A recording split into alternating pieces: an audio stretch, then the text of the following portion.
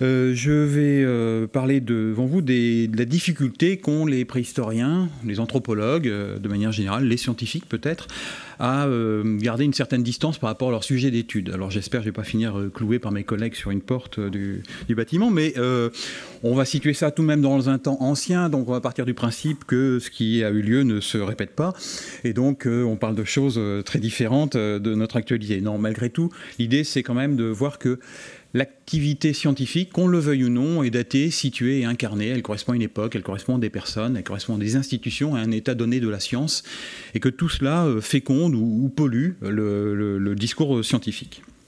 Alors, on va en parler évidemment à propos des Néandertaliens, mais je ferai quelques incursions dans d'autres domaines. Alors, la première idée, c'est que finalement, ces préhistoriens, la rencontre entre les préhistoriens et les primitifs, quels qu'ils soient, du passé ou actuel, est une rencontre qui est tout à fait construite. Elle est construite en amont, elle est construite pendant et elle est construite en aval également.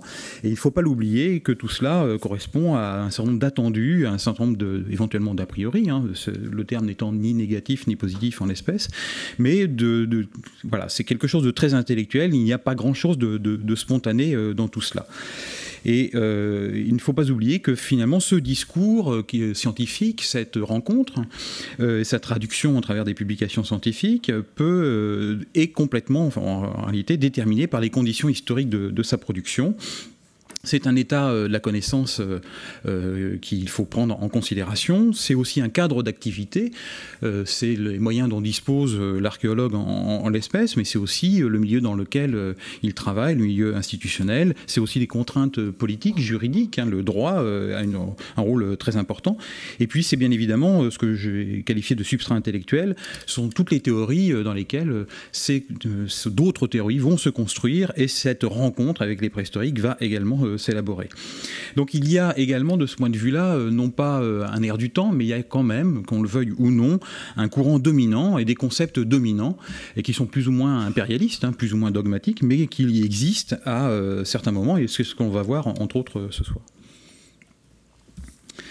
Alors, de manière très très schématique, et vous me pardonnerez pour cette approche très schématique, si on essaie de périodiser l'histoire de la préhistoire jusqu'au début du XXe siècle, on peut définir en gros 3 périodes importantes. Le débat sur l'ancienneté de l'homme qui débute, on pourrait vraiment se poser la question de savoir si c'est un débat du XIXe siècle, c'est même plutôt un débat du XVIIIe siècle qui va, avec l'année 1859, arriver à une forme de cristallisation, c'est le terme employé par Annette Laming-Lamprère, et effectivement c'est la cristallisation de toutes les questions autour de l'ancienneté, de l'origine de l'homme qui vont trouver leur traduction dans une matérialité qui est celle des carrières, des terrasses alluviales de la Somme à Abbeville et à Amiens, où des chercheurs français, des chercheurs anglais vont constater in situ, dans des couches profondes, l'association entre des artefacts lithiques, donc des pierres taillées, et des restes de faune disparus, soit éteintes, soit parties vers d'autres contrées. Donc c'est 1859 qui est un moment de convergence ou de cristallisation, comme on le veut, entre 2 traditions académiques qui sont d'un côté la tradition plutôt archéologique et la tradition naturaliste de l'autre. Mais toutes les deux se posant la même question, qui sommes-nous et d'où venons-nous ? L'autre période que l'on pourrait mettre au jour, c'est une période qui correspond à l'arrivée d'une perspective plus évolutionniste de la préhistoire, de l'origine de l'homme. Alors le terme est employé avec précaution parce que évolutionniste nous renvoie à théorie de l'évolution. Alors l'une ou l'autre des théories de l'évolution, en l'espèce, nos préhistoriens sont transformistes, évolutionnistes, je ne sais pas, puisque on sait que, et les travaux d'Yvan Courrouille en la matière l'ont démontré, le milieu scientifique français ne reçoit pas Darwin. La théorie darwinienne de l'évolution ne pénètre pas les milieux scientifiques français. Il bricole autre chose, quelque chose qui tient plus de la défense de l'idée de progrès, d'un progrès continu, plutôt que l'idée de l'évolution. L'évolution et progrès n'étant pas synonymes obligatoirement, bien évidemment. Donc c'est quand même une perspective un peu différente à partir des années 1860-1870 qui se met en place, et donc on va par commodité la qualifier de perspective évolutionniste. Et puis c'est aussi le moment où la préhistoire franchit un cap important qui est celui de l'institutionnalisation, que ce soit à travers d'abord une institutionnalisation internationale à travers les congrès internationaux d'anthropologie et d'archéologie préhistorique, puis ensuite à travers des revues, à travers des réunions nationales, et puis la constitution de grandes collections, et en particulier de collections publiques, à travers le musée des Antiquités nationales en particulier. Troisième période qui correspondra au début du XXe siècle, et là qui est vraiment très lié à une personne en particulier, qui va être le fer de lance d'un courant qui ne se limite pas à cet individu, mais qui est l'abbé Henri Breuil, et qui, lui, va porter les coups contre l'ancien système, et armé de toute sa jeunesse, toute sa fougue, va pas hésiter à traiter de tous les noms ses adversaires, donc les anciens. Et c'est une véritable rupture, c'est l'introduction d'une véritable complexité dans l'appréhension des populations préhistoriques. Alors il y a quelques moments importants, c'est d'une part la reconnaissance de l'art pariétal paléolithique, et d'autre part ce que l'on a appelé la bataille de l'Aurignacien, qui sont deux moments forts qui en réalité amènent à concevoir que l'homme préhistorique puisse avoir un univers complexe, qui a une traduction matérielle par des artefacts bien sûr, mais d'autres traductions matérielles comme la peinture pariétale, dont on commence à ce moment-là s'interroger sur la signification ou voir les relations des unes par rapport aux autres. Donc c'est un essai très, très abrupt de périodisation, mais qui nous amène directement à Édouard Lartet et à la première époque que j'évoquais, donc la période qui précède légèrement la perspective évolutionniste. Édouard Lartet était, comme vous le savez sans doute, pendant un cours très bref, professeur de paléontologie au Muséum national d'histoire naturelle. Il est décédé assez vite après son élection, mais malgré tout, c'est quelqu'un qui a été très lié à notre établissement. D'ailleurs, le muséum possède, grâce à lui, un terrain dans le Gers à Sansan, qui est le terrain dans lequel il a mis au jour ce singe fossile qui est le Pliopithecus antiquus. Donc, il y a un vrai lien avec Lartet. Mais Lartet, la question qu'il pose, c'est finalement comment est-ce qu'on va réussir à résoudre ce débat autour de l'ancienneté de l'homme, de la haute antiquité de l'homme. Et il définit un certain nombre de critères, et dans une publication de 1860, donc vous voyez, c'est une publication ancienne, il définit un certain nombre de critères. Le premier, donc je vous ai mis les 4 critères, trouver des silex taillés offrant des formes définies et évidemment intentionnelles, donc un acte conscient de la part d'un homme, fabriquer des outils en pierre, mettre au jour ces silex, mais associés à des restes fossiles de mammifères éteints ou disparus, et dans des couches non remaniées, qui permettraient de conclure que les deux ont été déposés à des périodes à peu près similaires, donc seraient en gros d'âge similaire, puisque Lartet met au point une chronologie des temps préhistoriques fondée sur la faune, et donc le fait de trouver des artefacts en association avec cette faune ancienne donnerait a priori un âge équivalent à ces artefacts. Et puis, autre critère, il dit, mais on pourrait peut-être trouver aussi sur des ossements d'animaux disparus des traces que mes collègues appelleraient maintenant des traces de boucherie, des traces de découpe en fait. Et donc il dit, mais ce serait aussi une preuve indirecte de l'existence de cet homme préhistorique si on trouve que finalement il a découpé de la viande sur des animaux dont on va trouver les ossements très profondément enfouis. Mais il y a cette preuve directe qui manque encore en 1860, ce sont les restes humains, les restes de l'artisan, du chasseur, du cuisinier, de ce préhistorique, associés avec les restes de faune. Et donc il pose cette question, en fait, de cette nécessité de trouver ces restes humains fossiles. Donc c'est la question en 1860. Lartet présente aussi un intérêt au-delà de ces découvertes, c'est qu'il est l'acteur d'un moment important qui est l'une des premières analyses du site d'Aurignac. Le site d'Aurignac est un site, je ne vais pas m'étendre sur l'histoire du site, mais lorsque Lartet va travailler sur ce site, dont vous avez une photo récente qui est présentée ici, lorsqu'il va travailler sur ce site, alors le petit carré en haut du petit abri, c'est la plaque qui a été posée en 1961 pour le centenaire, qui avait été apposée par Louis Méroc. Et donc, lorsque l'Arte travaille sur ce site, il met au jour un certain nombre d'artefacts et surtout il met au jour une diversité de productions matérielles. Il découvre des pierres taillées, ce qui est traditionnel, mais il les trouve associées à des restes de faune et surtout associées à ce que l'on appellerait maintenant de l'art mobilier, des pièces qui ont été façonnées par l'homme, mais pas sur de la pierre, ça va être façonné sur de l'os ou sur de l'ivoire, je ne sais plus exactement l'espèce, mais il va trouver ces objets en association. Et donc, en fait, lorsqu'il rencontre l'homme préhistorique, il le rencontre dans une diversité d'activités, enfin de production matérielle qui est tout à fait intéressante. Il le trouve avec à la fois des outils, donc dans une quotidienneté, mais aussi avec ce qu'on appelle, donc, comme je vous l'ai dit, de l'art mobilier, des pièces qui sont gravées, sculptées, qui n'ont pas d'utilité a priori, selon lui, matérielle directe, et qui correspondent à un souhait, soit esthétique, soit de délassement, on pourrait imaginer. Et donc, il rencontre vraiment l'homme préhistorique d'une façon très différente. On n'est pas dans la Somme avec juste des artefacts de bobiface très utilitaires. Là, on est dans autre chose. Et donc, il va l'écrire et il va dire que finalement, on est à une époque où, on va dire, alors je vais simplifier, le gibier abonde, donc on peut chasser, on peut pêcher, c'est pas un souci, on n'a qu'à se baisser quasiment pour pouvoir se nourrir. Donc on a beaucoup de loisirs et que finalement ces loisirs, il faut les occuper. Pour les occuper, finalement on va graver, on va sculpter, on va fabriquer ces menus objets. Alors, donc, y compris dans ce caractère un peu simple de présentation de l'ensemble du dispositif, c'est quand même intéressant parce qu'il y a quand même l'idée finalement d'un homme préhistorique qui est très proche de l'homme du 19e siècle. On est à un moment où l'intérieur bourgeois se modifie, la lecture silencieuse se met en place, le cabinet que l'on installe, dans lequel on va pouvoir peut-être mettre en place également des peintures, des collections, des collections de préhistoire également.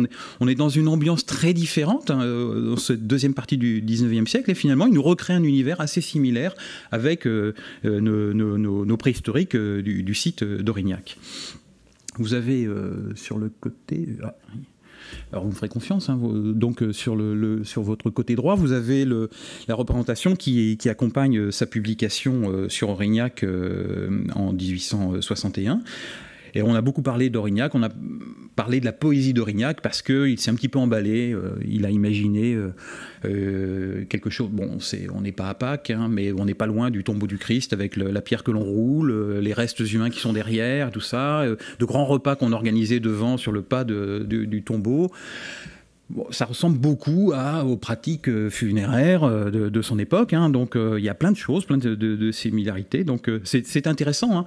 Alors, je vous le présente, évidemment, alors là, c'est pour maintenir votre attention, c'est une petite astuce de conférence, une petite blague, une façon de présenter de manière anecdotique, mais en réalité, c'est très sérieux la façon dont il présente ça. En fait, c'est une vraie réflexion, on est vraiment dans une plénitude là, parce que penser que l'homme préhistorique non seulement a ce type de production matérielle variée, mais qu'il enterre éventuellement ses morts, qu'il a un respect pour les morts.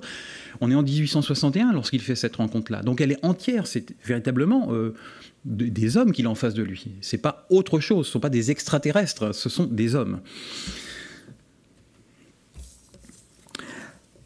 Toutes ces découvertes, mais également la découverte d'autres humanités qui sont des humanités actuelles, qui sont des populations, les aborigènes, ça va être les Fuégiens, et ainsi de suite, posent énormément de questions aux anthropologues. Et donc il y a un débat qui est quand même assez vif, et il y a des positions tranchées. C'est le principe. Rien de tel que des positions tranchées. Pour nous, c'est évidemment beaucoup plus simple, pour l'historien. Armand de Quatrefages, professeur d'anthropologie au Muséum national d'histoire naturelle, lui finit par définir un règne humain. Il va considérer que la religiosité et la moralité sont deux critères qui n'existent pas chez le reste du monde animal, et que finalement, sur la base de ces deux critères, on peut extraire l'homme du reste du monde animal, parce que l'homme est capable de moralité. Alors il faut comprendre moralité également dans le sens de conscience de l'être lui-même, savoir qui on est, savoir se situer par rapport aux autres dans le monde dans lequel on habite.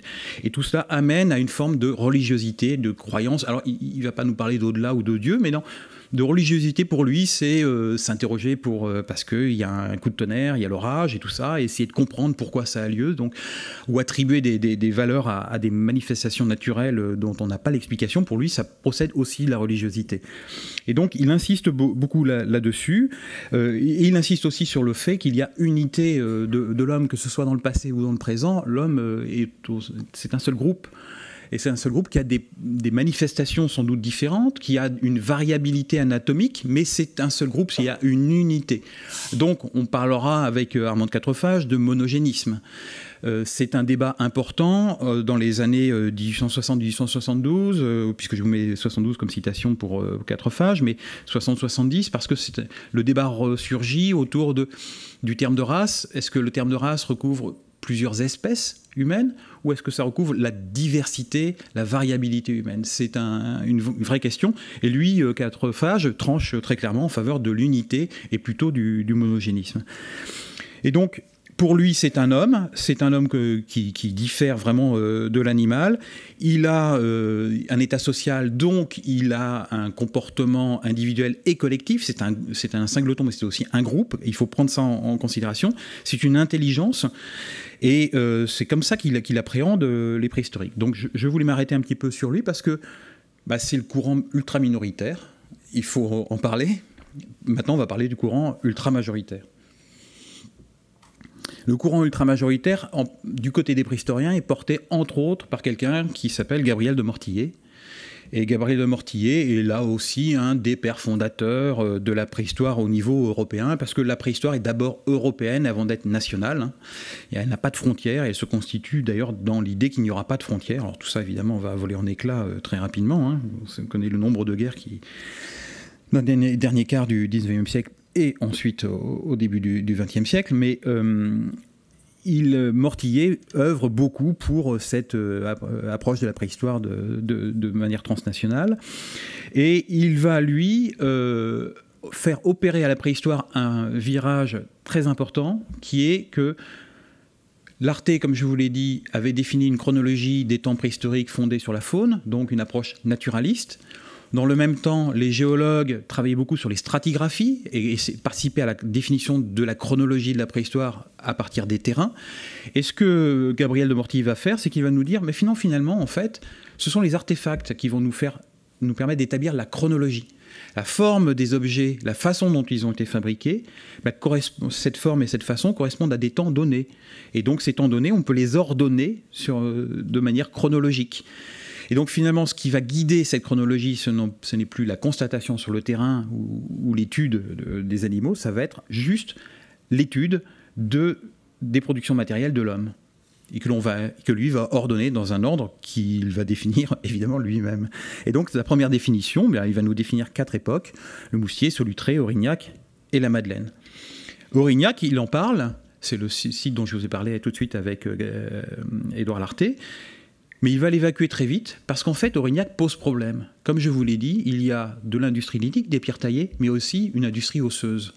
Or, dans le schéma que va élaborer Mortillet, qui se veut évolutionniste, mais qui est autour d'une loi de progrès plus qu'une loi d'évolution, il considère que l'on part du plus frustre pour arriver au plus élaboré. Et donc, il ne comprend pas pourquoi, à un moment donné, on se serait mis à travailler de l'os et de la pierre, puis après, on aurait abandonné pour ne faire plus que de la pierre. Donc, il considère que cette période d'os et pierre doit être beaucoup plus récente par rapport à nous que la période où on ne travaille que sur la pierre. Et donc, ça le gêne. Pourtant, il y a eu des fouilles qui ont été faites à Aurignac, il a travaillé sur le produit de ces fouilles, il va évacuer Aurignac. Il va dire que ça n'est pas suffisamment représentatif pour en faire une époque. En réalité, ça le dérange d'un point de vue strictement conceptuel. Donc vous voyez, on a basculé finalement dans un autre monde. Hein. C'est-à-dire qu'on est parti de constatations de terrain pour ensuite construire un système théorique très intéressant, hein, mais très satisfaisant pour Gabriel de Mortillet, mais qui va, en fait, pendant les années, on va dire 1870, quasiment début 1900-1906, va totalement orienter la pratique préhistorienne et la compréhension de la préhistoire. Pour Mortillet, il y a 3 faits, 3 lois quasiment pour lui. C'est la loi du progrès de l'humanité, la loi du développement similaire, c'est-à-dire que toutes les populations à travers le monde seraient passées par les mêmes stades de développement. Et c'est la haute antiquité de l'homme. Voilà, pour lui, c'est ce qui doit nous permettre de lire, de comprendre les temps antéhistoriques. Alors, Adrien Lomperrier, qui est un archéologue, dit qu'une hache, c'est un homme, c'est-à-dire qu'il dit que derrière un outil, il y a un artisan, il y a quelqu'un qui a utilisé cela. Et Mortillier, lui, il ne le dit pas sous cette forme, mais en fait, son propos, c'est cela, c'est dire que d'abord, il y a un homme, et à un homme correspond un outil. C'est-à-dire qu'il va lier pratique culturelle et biologie. Il va même inventer un précurseur, c'est le terme qu'il emploie, de l'homme, l'anthropopithèque, sans aucune base fossile, sans le moindre ossement de cet individu, parce qu'il a découvert un type d'industrie lithique qui lui semble tellement frustre que ça ne peut avoir été utilisé que par un individu qui n'était pas encore complètement un homme. Et comme ça rentre dans sa chronologie, qu'il l'a mis dans le plus éloigné, il faut bien qu'il y ait un homme qui corresponde, et donc il va inventer l'anthropopithèque. Et donc l'anthropopithèque, ça va bien marcher, puisqu'il a même été représenté. Hein. Vous avez une représentation que je vous ai mise ici. Et vous avez sur le côté droit de l'image la classification quasiment dernier modèle de Mortillier. Et vous voyez que sa classification en apparence ressemble beaucoup à quelque chose de très naturaliste, de très géologique, mais en réalité, c'est une chronologie plus qu'une classification. Et donc, on va du plus ancien qui est tout en bas, c'est l'homme tertiaire, c'est son anthropopithèque, pour arriver au plus récent qui va correspondre, là, en l'espèce, au mérovingien. Sauf qu'il y a une fatalité qui pèse sur toutes ces populations, c'est que le solutréen, il ne fera jamais, de l'époque solutréenne, il ne saura jamais faire qu'une chose, il ne fera que du solutréen. Il est condamné à ça. Et le moustérien, il est condamné à faire du moustérien, il ne fera que du moustérien. Et donc, à cette période-là, il dit, à l'époque moustérienne, il n'existe que des moustériens. Plus tard, il existera des solutréens, puis des magdaléniens. Et donc, ce sont en fait des étages qui sont tout à fait étanches. C'est assez... il y a une vraie contrainte, hein, c'est une véritable contention intellectuelle que son système, mais c'est celui qui marche le mieux, c'est celui qui est sans doute le plus acceptable et qui est un système tout à fait simple pour lui et tout à fait simple pour ses utilisateurs. Donc lui, il va bien falloir qu'il réponde à un certain nombre de questions. Quand on en parlait tout à l'heure avec Édouard Lartet, avec cette diversité avec laquelle Édouard Lartet avait été entré en contact à Aurignac, entre autres, il va falloir qu'il réponde à cela.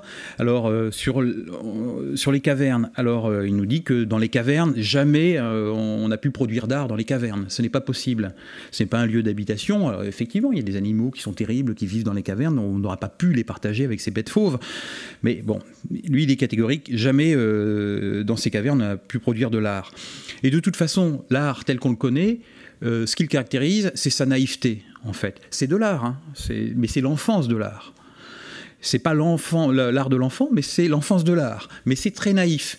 En fait, vous vous rendez compte, ces préhistoriques, ils ne font, avec plus ou moins de talent, que représenter leur environnement. Ce n'est rien d'autre, c'est juste qu'un art d'imitation. Voilà comment Mortillier l'interprète. Et puis, l'autre question importante que j'évoquais tout à l'heure, c'est celle des sépultures, celle des morts, du respect à l'égard des morts. Et pour lui, il est tout à fait catégorique. Le manque absolu de respect envers les morts et ce qui caractérise la préhistoire. Il n'y régnait donc parmi les artistes d'alors, sinon du scepticisme, du moins une très grande insouciance. Ils ne sentaient pas le besoin de sentiments religieux et n'en avaient pas. Voilà. C'est-à-dire que, j'allais dire la messe est dite, c'était pas le bon moment, mais il y a une absence totale de reconnaissance de pratiques qu'on qualifierait de symboliques ou abstraites, d'un univers un peu intellectuel pour nos préhistoriques.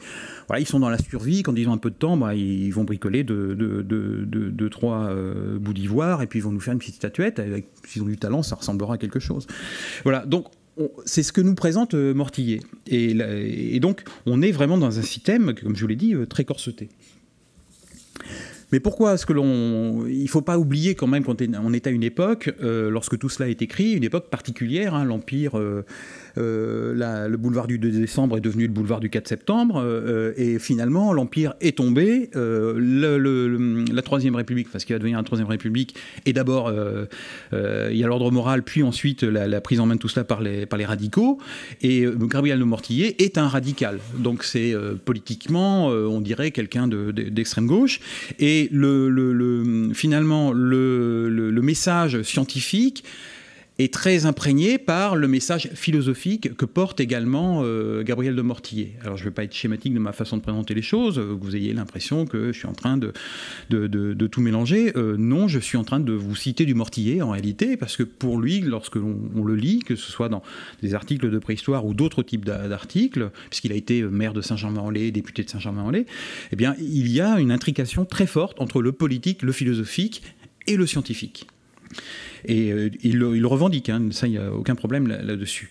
Et donc, pour lui, il y a un véritable rejet de toute métaphysique, qu'elle soit philosophique ou religieuse, et par définition, la science s'oppose aux superstitions religieuses.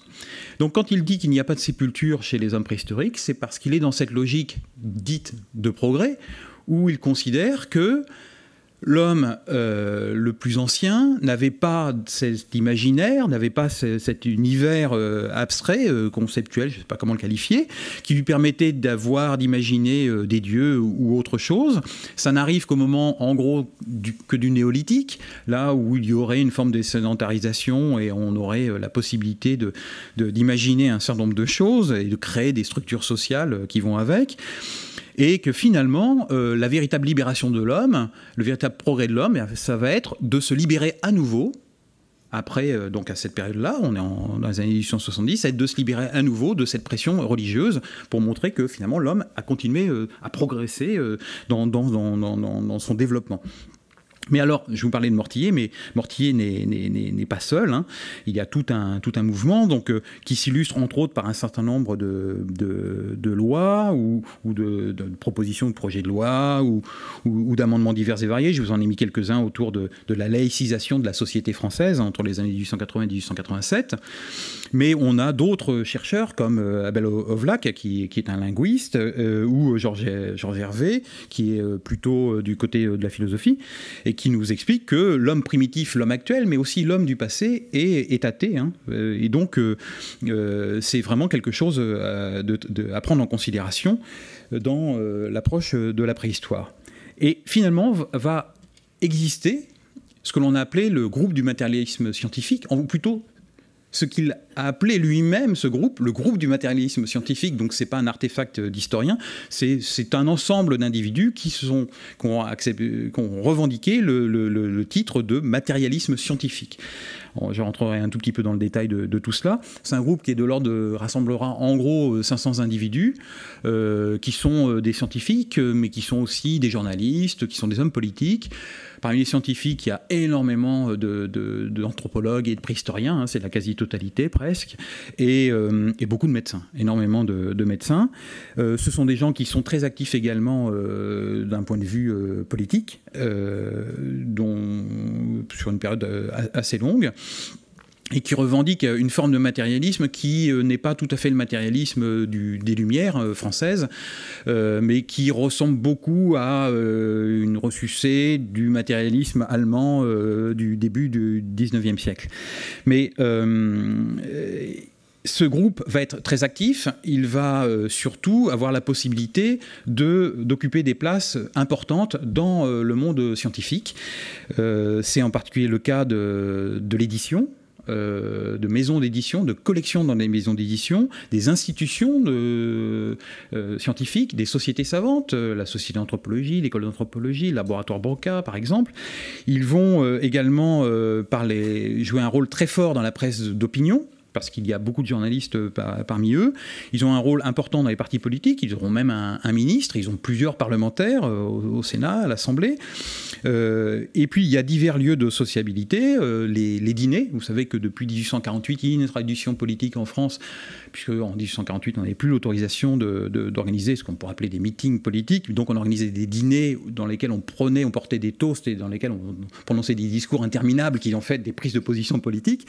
Et donc ce groupe va réutiliser ce moyen pour créer une sociabilité et rassembler des gens, agréger des gens divers et variés. Et donc, ces dîners ont un rôle très important. Et il y aura même la création d'une loge au Grand Orient de Paris, qui sera la loge du matérialisme scientifique, dont ils vont être les principaux animateurs et au bout de quelques années, les seuls membres d'ailleurs. les autres ayant fui très rapidement parce que c'était un milieu quand même assez dogmatique. Alors je vous ai mis quelques-uns des animateurs de ce groupe du matérialisme scientifique. Vous avez des gens très divers comme Yves Guyot par exemple, Yves Guyot qui était très libéral et qui a été ministre des Travaux publics. À l'heure actuelle on le qualifierait de libertarien, hein. Mais ils ont tous en commun une philosophie matérialiste et une approche en faveur de la laïcisation totale de la société, et donc une laïcisation totale également de la préhistoire, ce qui est assez anachronique, mais c'est comme ça quand même que cela se reproduit. Donc l'univers de ce groupe du matérialisme scientifique, avec quelques-unes de leurs publications, hein. Donc l'éditeur Reinwald, par exemple, qui est membre du groupe, est un grand éditeur scientifique, hein, de la fin du 19e siècle. C'est chez lui que la première édition, sauf erreur de ma part, la première édition en langue française, ou première trahison de Darwin en langue française, a été publiée par Clémence Royer. Mais il y a l'encyclopédie générale, le dictionnaire des sciences anthropologiques, il y a énormément de choses. On les retrouve, donc, comme je vous l'ai dit, au Parlement, on les retrouve au Conseil de Paris, au gouvernement. On les retrouve, il y a des points de rencontre qui sont la loge du matérialisme scientifique et les dîners Lamarck, les dîners que j'évoquais tout à l'heure. Et puis il y a ces institutions qui sont la Société d'anthropologie de Paris, créée par Paul Broca, et l'école d'anthropologie également. Et puis il y a la Société d'autopsie mutuelle qui est créée en 1867. Enfin, je ne vais pas m'étendre sur le sujet, mais l'idée c'est que entre gens de bonne compagnie, lorsque l'un d'entre nous meurt, eh bien on va l'autopsier pour essayer de voir si son cerveau porte et configuré, si dans le cerveau on pourrait trouver la matérialité de sa culture, de son intelligence, voilà. Et donc on s'autopsie et on publie ensuite dans les bulletins de la Société d'anthropologie les rapports, les procès-verbaux d'autopsie. Et si ça vous intéresse, vous regardez sur le site Percé, vous aurez le premier rapport du premier procès-verbal qui concerne Louis Asseline, qui était un journaliste, qui a été maire du 14e arrondissement. Et Louis Asseline est enterré au cimetière du Montparnasse, d'ailleurs sa pierre tombale fait référence à la loge du matérialisme scientifique. Et Louis Asseline, une première autopsie, a été très décevant. En fait, son cerveau était d'une banalité confondante. Et je ne sais pas si je peux vous le dire, mais à un moment dans le procès verbal, on dit vraiment, il ne présente pas grand intérêt, on dirait le cerveau d'une femme. Je suis désolé, ne me jetez rien à la figure, ce n'est pas moi l'auteur de ces... Voilà. Donc... non, ça c'était pour accrocher un peu votre attention, mais c'est dedans, hein, c'est pas... Alors, ça a des conséquences lorsqu'il y a cette rencontre avec l'art pariétal. L'art pariétal, c'est... moi, je me suis amusé plusieurs fois avec les étudiants à évoquer avec eux la préhistoire et tout, et puis pour eux, la préhistoire, elle est en couleur. Spontanément, c'est du Lascaux, c'est du Chauvet, c'est ça. Et là, on parle d'un monde où la préhistoire est en noir et blanc. C'est-à-dire que ce groupe va participer à la non-reconnaissance de l'art pariétal paléolithique, au rejet de l'art pariétal paléolithique, en particulier Gabriel de Mortillet. Donc ce monde en couleur n'arrivera qu'à partir du tout début du XXe siècle, 1901, 1902, 1904, tout ça. C'est la période où, grâce entre autres à l'abbé Henri Breuil, on va reconnaître ce monde en couleur, parce que ce monde en couleur, il ressemble bigrement à toutes ces peintures qu'on fait rentrer dans notre intérieur fin 19e, et quand même de penser que nos préhistoriques, quand même si frustres, soient capables de produire ce type de bestiaire polychrome, ça pose problème. Mais il y a aussi un fait, c'est que la préhistoire est fragile, elle est contestée, et donc il faut se méfier aussi de tous les sujets qui pourraient donner des arguments à ceux qui la contestent. Donc, vous voyez, c'est une situation un peu complexe. Alors, en 1879, on découvre, on va dire comme ça, les peintures d'Altamira. On essaie de les faire connaître, et c'est très difficile. Et on retrouve dans les archives une lettre, par exemple, de Gabriel de Mortillet à Émile Cartaillac. Émile Cartaillac, qui est aussi un des pères fondateurs de cette préhistoire européenne, et qui, à l'époque, a repris la principale revue de préhistoire qui s'appelle Les Matériaux. Et donc Gabriel Mortillet lui écrit, et en fait c'est juste avant l'envoi d'un expert scientifique qui va aller à Altamira pour essayer de savoir si finalement est-ce qu'il n'y aurait pas quelques éléments de vrai dans cette grotte ornée. Et Gabriel Mortillet, je vous ai mis juste un tout petit extrait, écrit à Émile Cartaillac en lui disant: je suis persuadé qu'il y a une mystification dans cette affaire, ce qui n'est pas magdalénien c'est la peinture, cette peinture se trouve sur un plafond non élevé dans une grotte obscure, si l'on a peint ce plafond c'est certainement pour en jouir. La grotte était donc éclairée, donc là on est vraiment dans notre intérieur bourgeois, j'ai une peinture, je veux en profiter. Or l'éclairage ne pouvait dans les temps paléolithiques qu'être très fumeuse, donc c'est une petite erreur de sa part. Les peintures auraient bien vite disparu sous une couche de fumée, donc il y a un argument technique donc, qui est évidemment recevable, qui est mis en avant, mais en réalité c'est pas l'argument principal. Il y a plus d'autres correspondants vous dit que cette peinture se détache et s'efface facilement quand on la frotte. Or pendant des siècles, voilà, donc autre argument technique, elle a été fréquentée cette grotte normalement, c'est pas possible qu'elle soit aussi fraîche ces peintures. Et en examinant les croquis de votre correspondant, on voit que le roc numéro 2 n'est qu'une affreuse farce, une véritable caricature créée et mise au monde pour pouvoir nuire de trop crédules paléo-ethnologues. Mon opinion donc, il n'y a pas lieu de s'occuper de cette farce.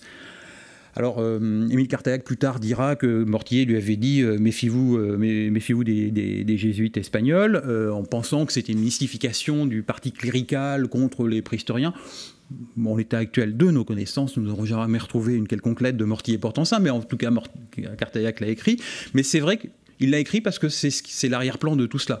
Il faut se méfier, ne pas fragiliser la préhistoire, et en même temps, la préhistoire, c'est le progrès intellectuel, philosophique, et donc on ne peut avoir que le parti de la réaction contre nous. Et quand on va envoyer sur place un expert qui s'appelle Édouard Harley, il va aller sur place, il va aller à Altamira, il va faire un certain nombre de constatations, et il va publier ces constatations dans les matériaux pour l'histoire primitive et naturelle de l'homme, le périodique dirigé par Émile Cartaillac, celui qui a reçu la lettre de Gabriel Mortillet.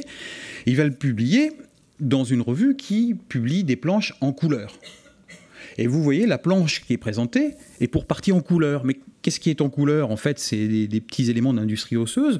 On aurait pu très bien imaginer qu'il nous présente un des animaux polychromes qui sont présentés. Non, le seul animal qui est nous présenté, c'est le petit cervidé, là, le petit crowbar qui est sur le côté, parce que éventuellement, c'est celui qui pourrait, comme il est schématique, il pourrait le considérer comme le plus ancien. Mais il ne l'attribue pas du tout aux hommes préhistoriques. Il pense que c'est ancien, mais pas autant que cela. Et donc, il va lui aussi mettre en avant des arguments techniques pour dire que non, Altamira, les peintures sont trop récentes, elles ne sont pas du tout l'œuvre d'hommes préhistoriques. Et il nous dit, beaucoup de teintes sont fondues, l'artiste a plusieurs fois effacé après coup sa peinture suivant un trait pour produire un effet de clair. Ce sont là des procédés bien savants, sous-entendu trop savants pour des hommes préhistoriques. Néandertal. C'était du teasing, c'est pour vous amener à Néandertal. Donc on est dans un climat, comme vous pouvez le voir, qui est quand même, il y a une pression du contexte qui est assez forte. Donc la découverte de Néandertal est en 1856, mais c'est une découverte qui passe pas totalement inaperçue, faut pas exagérer non plus, mais qui n'a pas les retombées qu'on pourrait imaginer et que l'on aura avec d'autres restes, en particulier l'homme de la Chapelle aux Saints, dont je vais parler bientôt. Donc pourquoi est-ce qu'on en parle assez peu de Néandertal ? C'est parce que les restes ont été découverts en l'absence de toute constatation stratigraphique. C'est une découverte fortuite, donc on n'était pas en train de faire une fouille. Donc on n'a aucun véritable relevé, aucune indication précise sur les conditions de la découverte. Autre élément, on n'a pas d'élément de comparaison à ce moment-là, connu en tout cas. Enfin, il en existe, même dans les collections, mais on ne le sait pas. Et donc on se trouve quand même avec un individu qui a une conformation assez particulière. Et donc on imagine en gros deux hypothèses. Soit c'est un homme moderne, soit c'est un homme fossile. Donc si c'est un homme moderne, bien, est-ce que c'est un problème pathologique qui expliquerait sa conformation ? C'est une première hypothèse. Ou est-ce que ce serait le trait de certaines populations ? Et si c'est un homme fossile, mais est-ce qu'il serait nous serions dans la même filiation, ou est-ce que ce serait une autre humanité, une autre espèce, une autre souche ? Où le placer? Qui est-il? Donc ça fait partie de toutes les questions que l'on se pose à ce moment-là, qui expliquent le fait que l'on va mettre un peu de temps avant de reconnaître véritablement... c'est pas parce qu'on va lui attribuer un nom de genre et d'espèce qu'il va tout de suite trouver sa place dans ce que mes collègues appelleraient le registre fossile. Il va se produire un certain nombre de découvertes. Je ne les ai pas toutes mises, mais la majorité d'entre elles, et celles pour lesquelles vous allez pouvoir retrouver, pour Spie en particulier, ou la Chapelle aux Saints, vous allez retrouver dans l'exposition des originaux. Mais voilà, on a, à partir des années 1860, on va se réintéresser, par exemple, au crâne de Gibraltar qui avait été découvert en 1848, mais les fouilles vont mettre au jour, parce qu'on va faire des fouilles pour étudier un certain nombre de sites, pas spécialement pour chercher du néandertalien, mais pour étudier des sites dans lesquels on va mettre au jour des restes de néandertaliens, on va finalement se rendre compte que ce n'est pas un apax, que c'est véritablement... on a plusieurs individus qui ont les traits de néandertaloïdes, et donc on va pouvoir vraiment se dire qu'on a une population qui existe vraiment, et cette population, finalement, on la retrouve dans une bonne partie de l'Europe. Donc on va parler d'un cas particulier maintenant qui est celui de l'homme de la Chapelle aux Saints. Alors la Chapelle aux Saints en Corrèze, je ne vous ai pas fait l'injure de vous mettre une carte spécifique de la Corrèze pour la situer sur une carte de France, mais voilà, c'est une toute petite grotte, un petit abri là qui est représenté. Vous avez une photo récente de cet abri. Enfin, il y en a une succession, il y en a 2 ou 3 autres à côté, mais c'est cet abri qui va être fouillé et dans lequel va être mis au jour à partir du 3 août 1908 un squelette qui, sans doute, avant la fouille, était complet. Et qui est arrivé quasiment complet ensuite au muséum, après la fouille donc. Et ça, c'est aussi un débat. Émile Cartaillac va d'ailleurs l'écrire dans une lettre à un autre archéologue, Joseph Deschelette, il dit « On trouve l'os frontal à 4 heures et à 5h30, on devait rentrer à l'école, on pioche à ferme et un tas d'os restèrent dans les terres.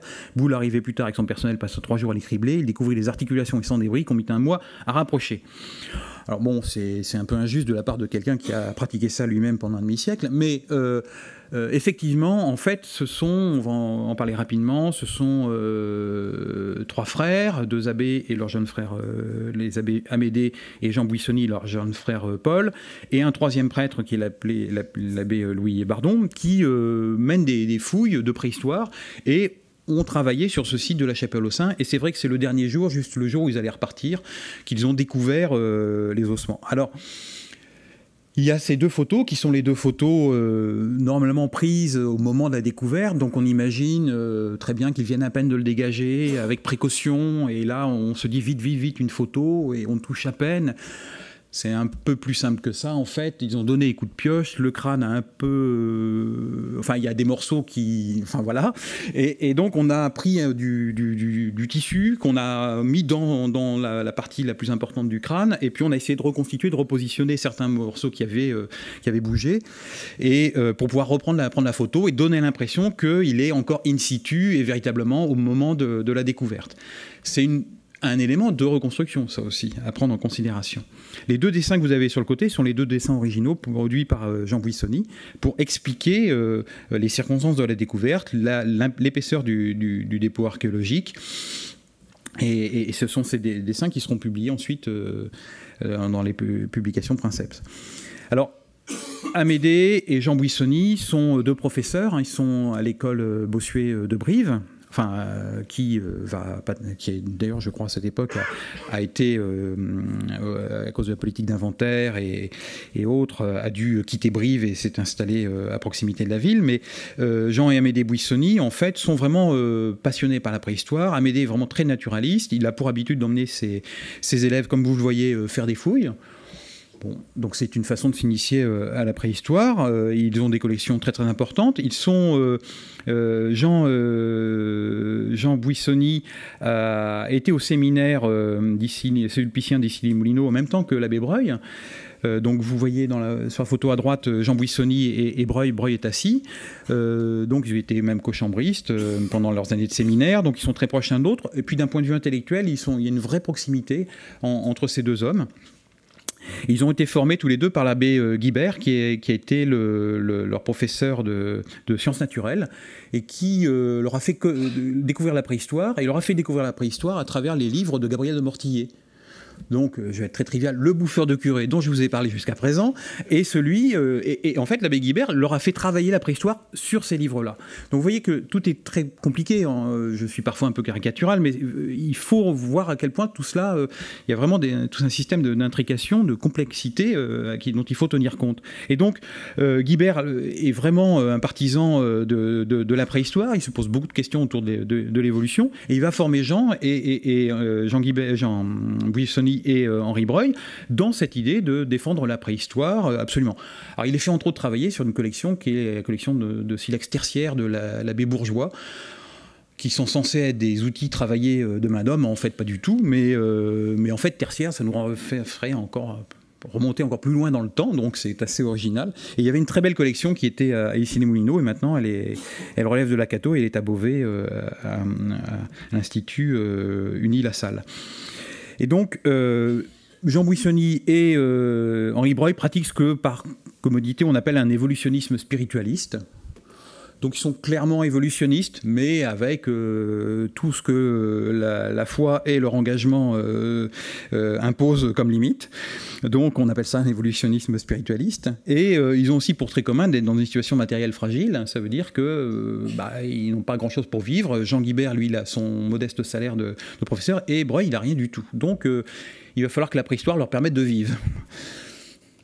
Donc ils vont entre autres participer au commerce des pièces préhistoriques pour se faire une place, où Jean et Henri Breuil Jean Buissonny et Henri Breuil vont être des dessinateurs pour pas mal de préhistoriens, et vont se gagner un peu d'argent grâce à ça. Et donc la découverte de 1908 est faite. Jean Buissonny s'adresse à Breuil et dit « mais je me retourne vers quel anthropologue pour travailler dessus ?» Il pensait à Léonce Manouvrier, mais Léonce Manouvrier étant plutôt du côté des matérialistes scientifiques, Breuil lui conseille plutôt de s'adresser à un anthropologue qui n'est pas du tout anthropologue, qui est paléontologue, qui est Marcelin Boule, qui n'est pas du tout anthropologue et qui va pour la première fois travailler sur des restes humains. Et donc on envoie les restes humains de la Chapelle aux Saints, le néandertalien, on les envoie au muséum à Paris, donc chez nous, on les envoie à Marcelin Boule qui va les étudier dans son laboratoire de paléontologie. Et tout de suite, il y a un écho, d'abord un écho privé dans la correspondance, puis on va le voir dans la presse autour de cette découverte, mais qui est phénoménal. Et du côté j'allais dire clérical, des amis des Buissonny, on s'inquiète assez rapidement. On dit quand même, cette découverte, est-ce que vous n'êtes pas en train d'apporter de l'eau au moulin du camp matérialiste? Est-ce que c'est bien normal que des prêtres fassent ce type de découverte? Qu'est-ce que vous en dites et tout ça? Et finalement, Jean Buissonny va envoyer une lettre qui est conservée à la bibliothèque centrale du muséum, qui est très touchante et qui va justement parler de ces problèmes, et qui va dire que finalement, et c'est au moment où ils doivent faire une conférence à l'Institut catholique à Toulouse. Donc ils ont beaucoup d'état d'âme. Ils disent on est peut-être en train de choquer, on est peut-être en train de se tirer une balle dans le pied. Peut-être qu'ils ont raison, tous ces gens-là. Et finalement, ils en discutent tous les deux, Jean et Amédée. Et il dit dans sa lettre, ce que d'aucuns nous reprochent le plus, c'est justement la même chose que le père Godot, c'est de n'avoir pas détruit ce document, donc les restes de l'homme de la Chapelle aux Saints, qui devait faire triompher la libre pensée. Déjà même, pendant les vacances, en le voyant, plusieurs personnes nous engageaient à le détruire. Et mon frère leur répondait qu'en agissant ainsi, il croirait faire un péché mortel contre la vérité.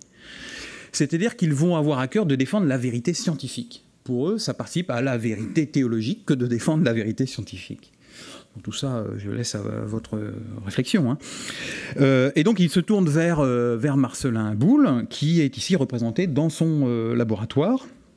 Alors, Marcelin Boule, c'est vraiment la réussite de l'école républicaine, modèle 19e siècle. Il est issu d'une famille très modeste, d'artisans. Son père était doreur-sur-bois, donc il allait d'église en église refaire un petit peu de dorure.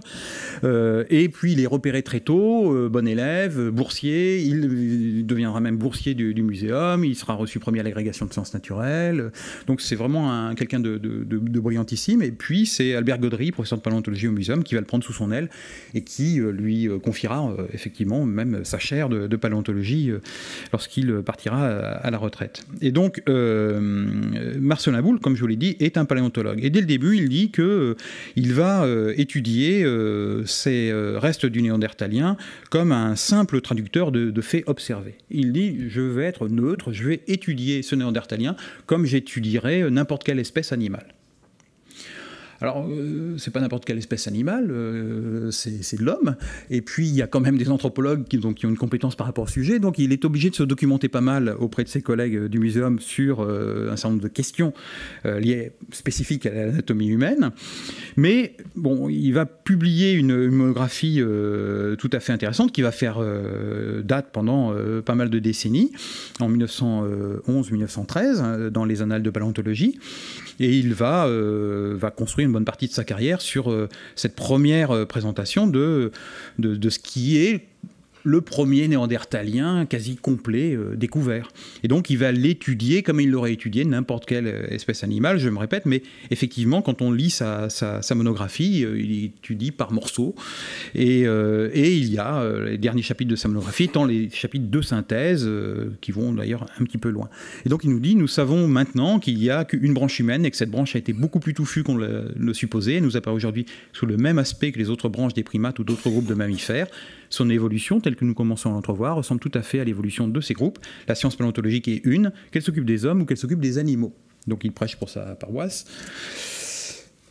Et il nous dit que ce néandertalien est une espèce doublement fossile. Elle est doublement fossile parce qu'elle est très ancienne, d'une part, et elle est doublement fossile parce qu'elle n'a pas de descendance. C'est un rameau desséché d'un arbre de l'évolution d'où serait issu l'homme. Donc, pour lui, il n'y a pas de relation entre nous et ce néandertalien. C'est un proche parent. Voilà. Il le définit en gros comme cela. Et il nous dit aussi que finalement, les crânes néandertaloïdes ne sont pas des anomalies, ne sont pas liés à des problèmes liés à des malformations ou autres. Il y a bien une espèce qui serait l'homme de Néandertal.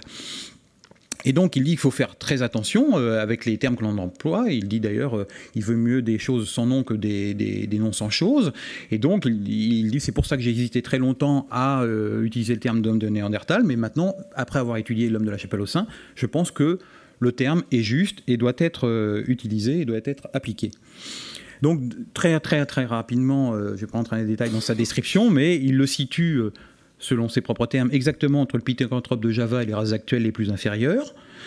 Et d'ailleurs, cette figure que vous voyez publiée dans le manuel des hommes fossiles en 1921 a été reprise et parfois transformée, mais c'est effectivement une représentation avec d'un côté le squelette de l'homme de la Chapelle aux Saints tel que le reconstitue Marcelin Boule, et à côté un Homo sapiens, en l'espèce un Australien. Donc il nous donne un certain nombre de critères, développement énorme de la face, position reculée du trou occipital. Alors ça c'est important, la position du trou occipital. En fonction du positionnement du trou occipital, on va dire que l'individu est bipède ou pas bipède, ou, pour employer le terme de Marcelin Boule, imparfaitement bipède. Alors, quand il reconstitue ce crâne, comme je vous l'expliquais, il est un peu en morceaux quand même. Et quand il le reconstitue, il n'a pas d'élément de comparaison. Il n'a pas de base de crâne de néandertalien au moment où il fait la reconstitution. Donc il est obligé d'inventer, si je puis dire. Et donc les seuls éléments de référence dont il dispose, ce sont des populations préhistoriques, mais d'hommes modernes, représentant des hommes modernes, ou des populations actuelles, ou des singes. Et donc, il va choisir un compromis. Et donc, une reconstitution faite dans les années 1980, une reprise du crâne de la Chapelle aux Saints, a amené à une conclusion différente, à des positionnements différents, parce qu'on a d'autres éléments de comparaison maintenant. Mais lorsque Marcelin Boule fait sa reconstitution, il n'a pas d'éléments de comparaison. Et donc, ça va vraiment profondément orienter tout le remontage, j'allais dire, de l'individu. Il y a d'autres petits éléments, par exemple les vertèbres, il n'avait pas vu un certain nombre de choses. Bon, l'arthrite, il avait déterminé que c'était un individu vraiment dont les os avaient été déformés par l'arthrite, mais il n'avait pas imaginé à quel point ça avait pu jouer sur le squelette. Voilà. Le problème qui va se poser, c'est celui que les buissonniers ont évoqué. Ils ont dit tout de suite, mais l'homme de la Chapelle aux Saints, nous l'avons trouvé dans une fosse. dans une sépulture. Donc, cette petite grotte est une sépulture. Nous sommes donc face à un néandertalien qui a des pratiques, quand même, particulièrement proches de celles de l'homme moderne, qui sont établies à ce moment-là. Et d'ailleurs, dans tous les croquis qu'ils font, on voit très bien la sépulture, et on a même une photographie, la photographie de la fosse, avec l'appel encore dans la fosse. Alors, je ne suis pas fouilleur, hein, mais je sais par mes collègues que c'est un peu compliqué d'arriver à bien déterminer l'existence d'une fosse. Mais là, à l'évidence, la photographie parle d'elle-même, et c'est l'objectif d'apporter l'argument fort. Et donc, les buissonniers vont nous dire que c'était non un lieu d'habitation, mais un tombeau où se sont donnés d'assez nombreux repas funéraires. Ça ressemble beaucoup à notre poésie d'Aurignac de tout à l'heure. Breuil, lui, alors là, c'est du Breuil, hein, il s'enflamme, là, donc il part tout de suite. Le fait d'une inhumation intentionnelle s'impose sans contredit. L'homme de l'époque de la pierre taillée ancienne avait donc des rites funéraires. Il n'était pas dépourvu de la croyance à une autre vie, puisque pour le grand voyage de l'au-delà, il avait donné des provisions aux défunts. Alors effectivement, il y a des restes de faune qui sont là, mais bon, on a recréé, et là, tout de suite, lui, il crée quelque chose. Mais du côté de Marcelin Boule, c'est un petit peu un autre son de cloche. Il nous dit l'absence de toute fosse à la Ferracie, donc c'est un gisement qui a été travaillé l'année suivante, 1909, mais là dans la vallée de la Vézère, qui va livrer plusieurs restes de néandertaliens, dont vous avez des restes, si mes souvenirs sont bons, présentés dans l'expo temporaire. L'absence de toute fosse à la Ferracie peut inspirer des doutes sur le caractère artificiel de la fosse de la Chapelle. N'ayant vu celle-ci que longtemps après son déblaiement, je ne saurais scientifiquement rien à affirmer, je ne puis que m'en rapporter sur ce point aux auteurs des fouilles, et je le fais d'autant plus volontiers que je les tiens pour de bons observateurs. Le compliment est... je ne sais pas si c'est un compliment. En fait, lui a toujours contesté le fait qu'il y ait une fosse, Marcelin Boule. Il n'y croit pas du tout. Il n'y croit pas pour des raisons, j'allais dire, d'archéologie, mais aussi pour des raisons que j'ai évoquées tout à l'heure, hein, d'un contexte intellectuel. Et puis il n'y croit pas aussi parce que son néandertalien, certes, c'est un proche parent, certes, il est capable d'avoir des productions matérielles élaborées, mais malgré tout, ces productions matérielles, par exemple, il n'est guère d'industrie plus rudimentaire et plus misérable que celle de notre homme moustérien. L'utilisation d'une seule matière première, la pierre, l'uniformité, la simplicité, la grossièreté de son outillage lithique, l'absence probable de toute trace de préoccupation d'ordre esthétique ou d'ordre moral. Je ne sais pas si ça se fossilise, l'ordre moral, s'accorde bien avec l'aspect brutal de ce corps vigoureux et lourd, de cette tête osseuse aux mâchoires robustes et où s'affirme encore la prédominance des fonctions purement végétatives ou bestiales. C'est-à-dire que quand on a dressé un tel portrait de l'homme de la Chapelle aux Saints, c'est difficile de lui reconnaître des pratiques vis-à-vis de l'au-delà, les buffets, tout ça. Donc c'est un peu compliqué. Donc il y a des choix qui sont faits, qui sont des choix très forts, hein, qui sont des choix antagonistes. Grâce aux archives, en fait, on a une lettre de Jean Buissonny à Henri Breuil, qui est expédiée le 13 janvier 1912. En fait, Jean Buissonny vient de recevoir la publication de Marcelin Boule et il vient de lire dedans que l'autre dit « Oh, j'ai pas vu la fosse, je vais leur faire confiance, mais j'y crois pas trop ». Alors quand il voit ça, évidemment, il écrit à Breuil. Je pense que Buissonny n'a pas des envies de meurtre, ce n'est pas possible, c'est un prêtre. Mais il a quelques regrets éventuellement d'avoir confié les restes de la Chapelle aux Saints à Boule. Il dit « Mais le passage de M. Boule sur la fosse de la Chapelle aux Saints nous paraît rédigé d'une façon regrettable. Il faut distinguer deux choses, le soin donné au cadavre à la fosse où il était placé. Premièrement, le soin est la chose essentielle au point de vue de la mentalité de l'homme moustérien. Ce soin est évident dans la Chapelle aux Saints qu'à la Ferracie. Deuxièmement, le creusement d'une fosse est une chose secondaire, mais cette fosse existe. Elle ne peut avoir que trois explications. Petit A, elle a été creusée par une force naturelle, l'eau. Petit B, elle a été creusée par l'homme moustérien ou au moins agrandie, approfondie, etc. Petit c, elle a été creusée par nous. Effectivement, la question se pose. Je ne suppose pas que personne de ceux qui nous connaissent s'avise de songer à cette dernière explication. Il ne faudrait pas que les autres trouvent dans les phrases de M. Boule une expression de défiance quelconque à notre égard, leur permettant d'en venir à cette supposition. Si M. Boule, qui a vu la grotte, a quelques raisons scientifiques de se dire qu'une force naturelle a pu creuser une fosse à parois presque verticales, à des seins presque rectangulaires dans un terrain dur, à sous-sol argileux, tel que se trouvait être la fosse de la Chapelle aux Saints, qu'ils le disent carrément. Cette fosse a pu être creusée naturellement et simplement, utilisée pour la sépulture. De ce qu'il n'y avait pas de fosse à la Ferracie, on n'est nullement en droit de conclure, ni même de soupçonner qu'il n'y en avait pas à la Chapelle aux Saints. On comprend qu'il soit un peu troublé. Il l'est d'autant plus que, finalement, la découverte échappe à tout le monde. Ça devient un énorme succès médiatique, un énorme succès médiatique au moment même où le véritable succès médiatique relève plutôt du fait divers avec Madame Steinhell. Vous savez, c'est la connaissance du président Félix Faure. Et donc Madame Steinhell, au début de l'année 1908, son mari est mort, sa mère est morte, et elle, on l'a retrouvée ligotée sur son lit, et donc son mari était peintre, et ça devient une affaire incroyable, et toute la presse en parle. Alors, on parle d'autant plus qu'elle passe son temps à se contredire sur les circonstances, à accuser tout le personnel de maison, les uns après les autres, tout. Donc voilà, donc ça prend vraiment de l'importance, toute la presse parle que de ça, et quand on regarde les journaux, on se rend compte que finalement, la découverte de la chapelle aux Saints, à un moment donné, devient le sujet, plus que l'affaire Steinhell. Et on ne parle pas de petits journaux de Corrèze. J'espère qu'il n'y a pas de Corrézins dans la salle. Il n'y a pas de petits journaux en Corrèze, bien évidemment. Mais on parle de la presse nationale. Et cette presse nationale va vraiment mettre en avant la découverte scientifique. Ça fait rêver, hein. On aimerait que ce soit toujours comme ça. Mais c'est vraiment dans la presse que l'on va voir. Et on voit le portrait de Marcellin Boule partout. Et Marcellin Boule qui nous explique la découverte, tout ça. Alors c'est dû à une chose, en fait, c'est que le 14 décembre 1908, il y a une conférence de presse qui a été menée par le directeur Edmond Perrier, le directeur du Muséum national d'histoire naturelle, qui n'est pas du tout un anthropologue, et qui, voyant qu'il y a plein de journalistes et qui accrochaient, s'est un petit peu laissé griser, et là, il est allé très loin. Et donc, il nous a reconstitué un néandertalien qui ne correspond pas obligatoirement à la description faite par Marcellin Boule. Et donc, entre autres, les journalistes ont retenu quelque chose, c'est que Edmond Perrier a dit il était tellement bestial qu'il ne pouvait pas sourire. Et finalement, cet élément, c'est ce qui finalement va alimenter énormément d'articles.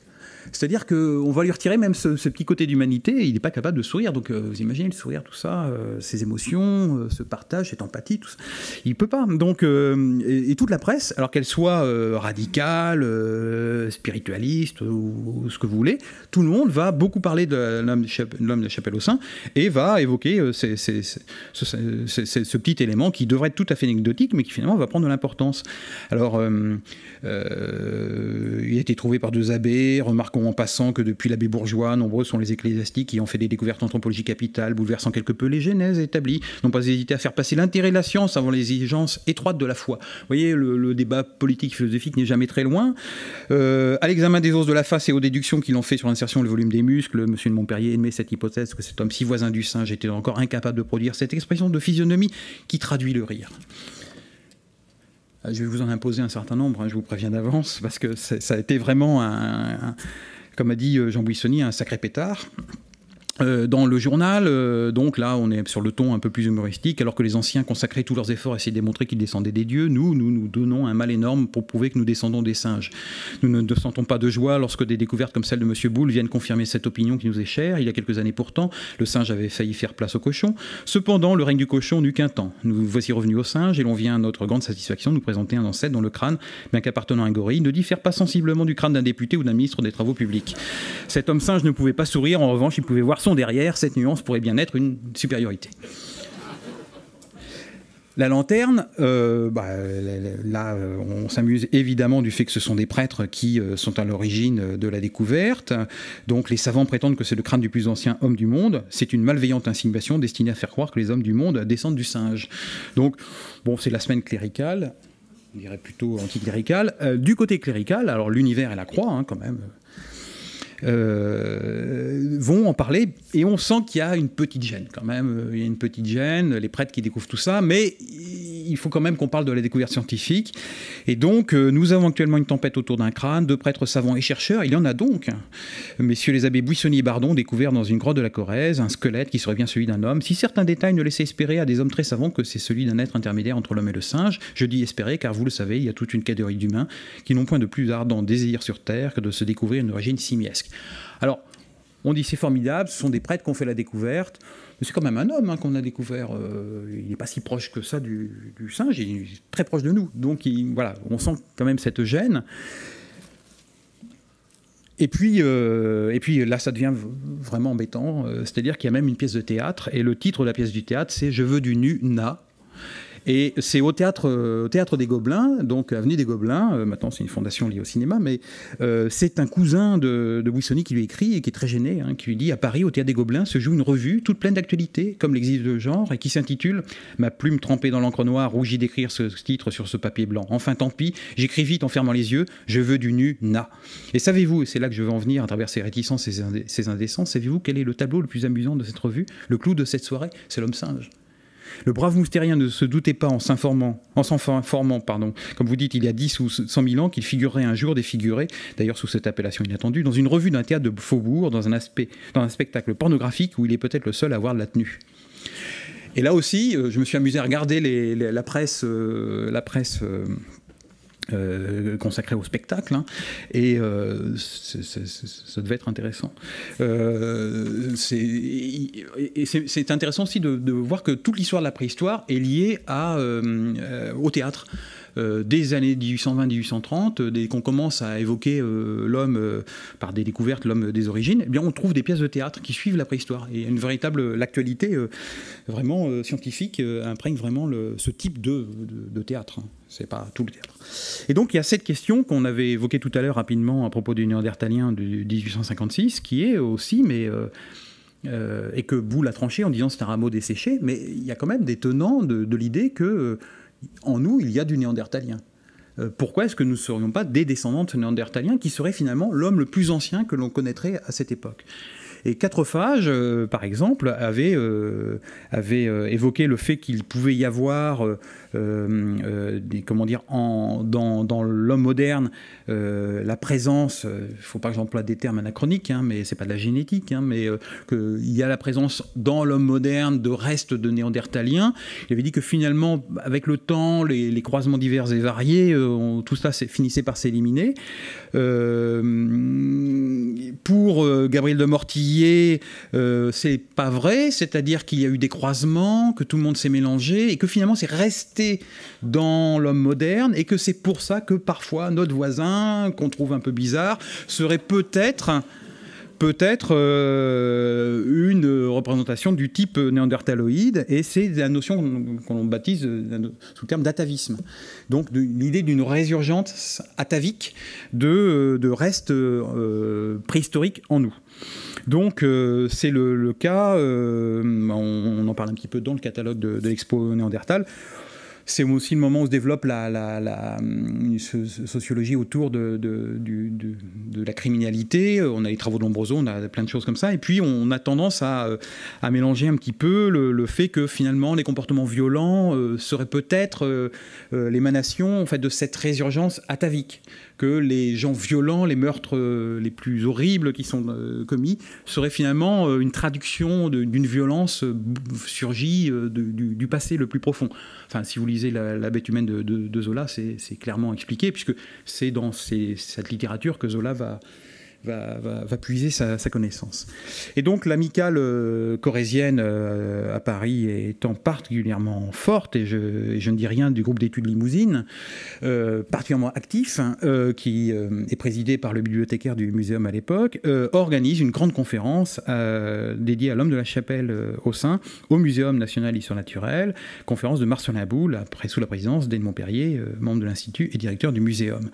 Et donc cette grande conférence a lieu le 9 mai 1909. Donc Marcelin Boulle développe tout ce que je vous ai dit sur cette idée, son analyse du néandertalien, doublement fossile, pas de relation avec nous, il a un aspect bestial, mais c'est quand même dans le genre homo qu'il faut le classer. C'est un proche parent, mais c'est un parent quand même duquel on ne descend pas. Et il fait sa présentation, sa conférence. Et c'est le problème des conférences, ce ne sera pas le problème ce soir, c'est qu'après, quand on discute l'orateur discute avec une partie de la salle, on se rend compte qu'on a été trop rapide sur certaines choses ou qu'on s'est mal exprimé parce qu'il y a certaines notions qui ne sont pas obligatoirement bien passées. Et là, avec Marcelin Boulle, on est clairement dedans, puisqu'il nous a dit qu'il n'y avait pas de descendant du néandertalien. Dès le lendemain, il reçoit une lettre d'un sculpteur qui est Giovanni Durand, qui lui dit « Mais cher maître, l'homme que vous avez décrit, mais je le connais, j'ai déjà croisé ». Et il va dire, mais il me rappelle le modèle qui a servi aux penseurs de Rodin. Et voilà. Donc je trouve ça délicieux parce qu'en fait, il a expliqué le contraire. Et dans la foulée, Giovanni Durand lui écrit en disant, mais cher maître, J'en connais un. Donc, il lui dit, il existe à Paris un homme d'un certain âge qui présente tous les caractères de la race simiesque, ou court et très musclé. D'ailleurs, race simiesque, c'est pas un terme du tout de Marcelin Boule. D'ailleurs, il ne le pense pas, ça. Coucourt et très musclé, jambes arquées, marche en flexion, avant-bras très long, retombant naturellement en pronation complète, les coudes éloignés du torse, crâne en carène, arcade sourcilière très proéminente, nez très large, prognatisme exagéré du maxillaire inférieur, etc. J'ai cherché auprès du musée Rodin, auprès d'autres institutions, pour essayer de savoir qui était le modèle qui a servi à Rodin, avec l'espoir de trouver une photographie éventuellement, pour comparer à la description. J'ai pas trouvé. Et donc, il y aura une relation entre Marcelin Boule et Jean-Louis Durand dans les années 20, puis lorsque finalement Marcelin Boule cédera aux instances de Jean-Louis Durand et acceptera de lui confier la réalisation d'un écorché, là, qui est présenté dans l'expo. Mais dans la presse, Marcelin Boule, comme je vous l'ai dit, se laisse un petit peu aller. Et cette phrase qui est présentée également pour partie dans l'expo conclut un article publié dans Le Matin, le journal Le Matin, le 27 décembre 1909. Il conclut son article en disant « L'homme lui-même n'échappe donc pas à la loi générale de l'évolution des êtres, qui est essentiellement une loi de progrès ».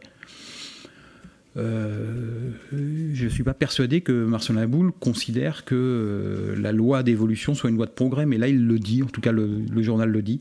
Son origine animale semble de moins en moins douteuse, et ceci ne saurait avoir rien d'affligeant, car les origines les plus humbles sont parfois les plus glorieuses, et n'est-il pas infiniment plus honorable de descendre d'un singe perfectionné que d'un ange déchu?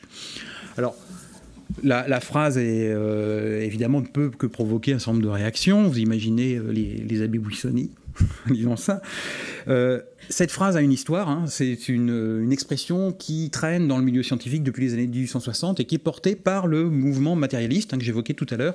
C'est Claparède le premier, le savant suisse qui va l'utiliser, ensuite Clémence Royer va la réemployer, donc il y a Broca, il y a plein de gens qui vont utiliser cette phrase, mais ils l'utilisent sciemment, c'est-à-dire c'est une provocation. Là, Boule, je ne suis pas persuadé de ce que l'on sait de Marcelin Boule, que ce soit quelqu'un qui cherche la provocation. Au contraire, c'est quelqu'un d'assez mesuré. Mais voilà, il a voulu finir sur un mot. Et Jean Buissoni écrit dans la foulée à Henri Breuil, il lui dit, à propos dans l'article de Boule au Matin, du 26 décembre, « J'aime pas du tout la dernière ligne. Ne vaut-il pas mieux descendre d'un singe perfectionné que d'un ange déchu ?» Cette allusion d'ailleurs erronée paraît fort déplacée et très malheureuse dans sa forme, pour un savant sérieux. Je ne lui ai pas encore dit, mais j'en ai bien envie. Je sais qu'elle a déplu aussi à beaucoup de gens sérieux, alors que tout le reste de l'article était très modéré, très acceptable à mon goût. Effectivement, leurs amis vont leur dire, vous voyez, vous avez apporté un document majeur au camp qui nous combat. Et ça va perturber les Buissoni, mais finalement pas tant que ça, parce que, comme je vous l'ai dit tout à l'heure, Amédée l'avait expliqué, ce qui compte, c'est la vérité scientifique et la vérité tout court. Alors, on va finir sur lui, sur la sculpture de Paul Dardet, la statue de l'homme primitif. C'est pas, le titre, c'est Statue de l'homme primitif, c'est pas statue d'un néandertalien. Il peut y ressembler, mais c'est surtout à cause de Leroi-Gourhan que c'est devenu un néandertalien. Et lors de l'inauguration d'une des salles, qui est en fait quasiment l'inauguration du musée qui est devenu le musée national de préhistoire des Aisies, Paul Léon, qui est le directeur d'administration des Beaux-Arts, s'enflamme. Et ça, c'est un trait commun quand même avec l'affaire de la Chapelle aux Saints. Ils partent tous très vite dans des registres qui ne sont pas ceux auxquels on pourrait s'attendre. Ce n'est point l'homme préhistorique, le magdalénien évolué, chasseur industriel, artiste et religieux, mais c'est bien plutôt le pré-homme sortant de l'animalité comme le diamant de sa gangue. Les pieds sont attachés au sol. Les genoux fléchissent sous le poids du corps enfin redressé. Que d'années il a fallu, que de chutes, que d'expériences. Le Christ est tombé 3 fois sous le poids de l'humanité pour s'élever au trône de Dieu. Que de fois dut tomber l'homme, que de stations, que de calvaires pour se libérer du joug et de se dresser vers le ciel. Les bras sont encore noués, mais la main va s'affranchir, délivrée de l'appréhension. La face va s'éclairer pour la pensée et le sourire. Le regard encore voilé va braver l'éclat du ciel.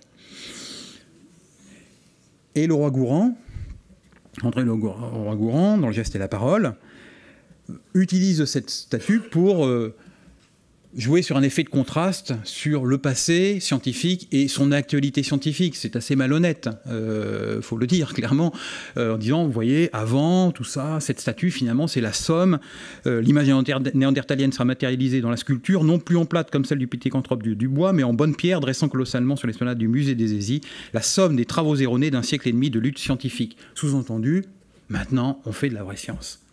Et ça, c'est quand même le point sur lequel je voudrais conclure.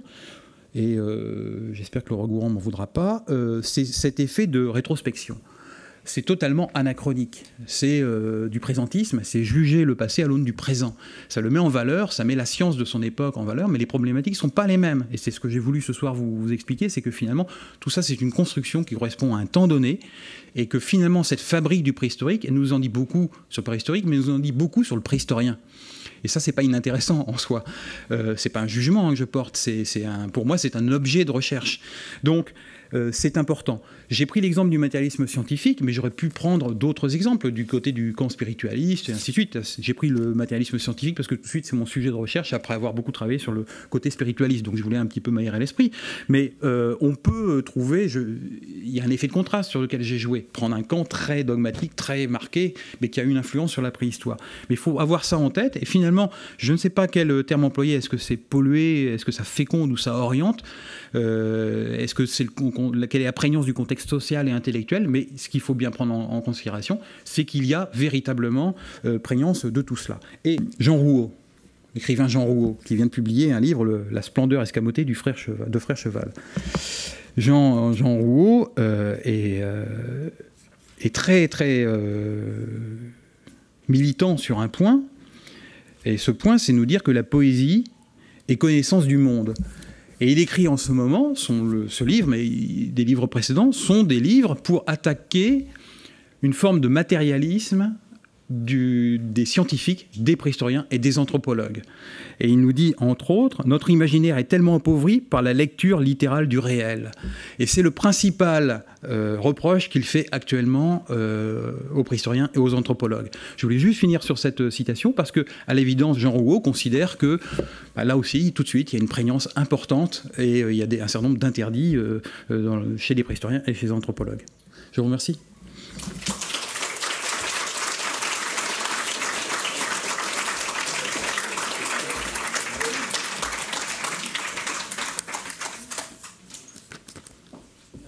C'est juste une question par rapport à la réaction de la hiérarchie catholique par rapport à ces abbés, Breuil, Buissonny et tout ça. On les laisse faire, on les bloque, comment la hiérarchie catholique réagit face à ça?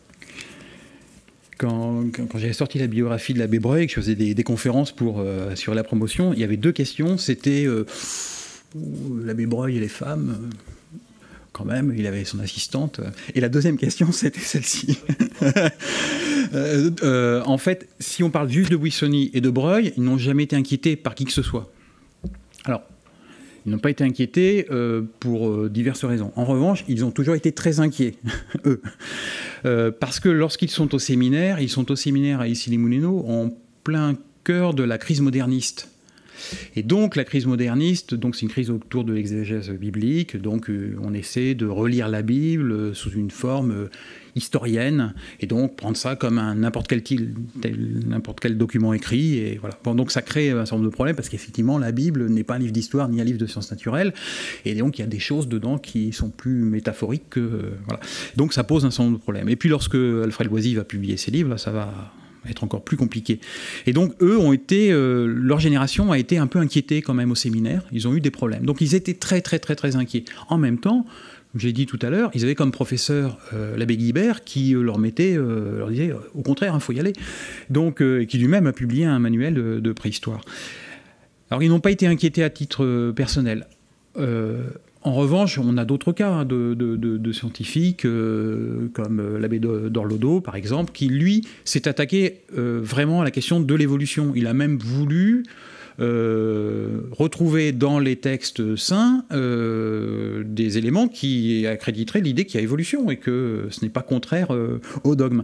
Bon, le problème, il ne les a pas eu du côté des scientifiques, il les a eu du côté de l'Église. Hein. Donc pour lui, c'était beaucoup plus compliqué que pour les Buissonny et pour Breuil. Alors, les Buissonny, ils comptent pas...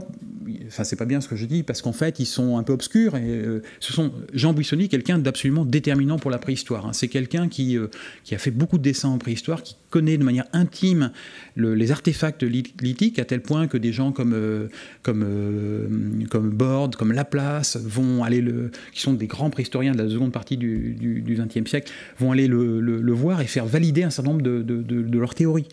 auprès de cet homme. Donc c'est quelqu'un qui, dans le milieu de la préhistoire, est vraiment important.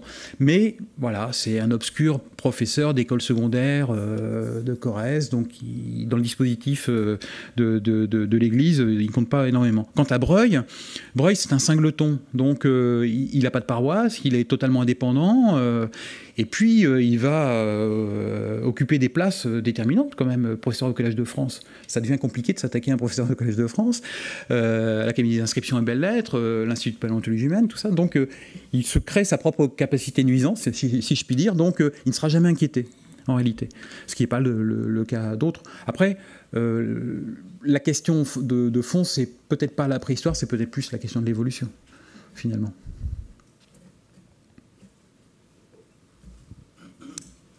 J'arrive, monsieur, j'arrive.